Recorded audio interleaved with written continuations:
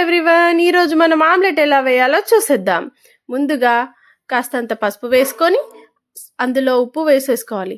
కాస్తంత కారం కూడా వేసేసుకోవాలి. ఇలా కారం వేసుకున్న తర్వాత ఇందులో అల్లం వెల్లుల్లి పేస్ట్ అండ్ ధనియా పౌడర్ వేసేసుకొని ఇందులోకి ఎగ్స్ని అయితే పగలగొట్టేసుకోవాలి. ఇలా ఎగ్స్ని అయితే పగలగొట్టుకోవాలి. చూడండి, ఇలా పగలగొట్టుకున్న తర్వాత ఇలా పగలగొట్టుకున్న ఎగ్స్ని బాగా మిక్స్ చేసేసుకోవాలి.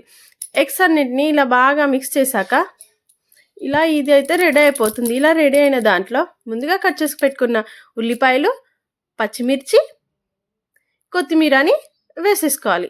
ఇలా పచ్చిమిర్చి, కొత్తిమీర వేసేసుకున్న తర్వాత దీన్ని బాగా మిక్స్ చేసుకున్న తర్వాత ఈ మిశ్రమం అయితే ఇలా అవుతుంది.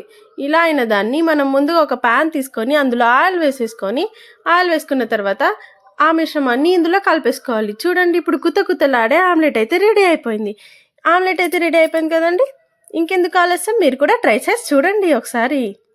Thank you for watching. Thank you everyone. నా ఛానల్ని సబ్స్క్రైబ్ చేయడం, లైక్ చేయడం మర్చిపోకండి.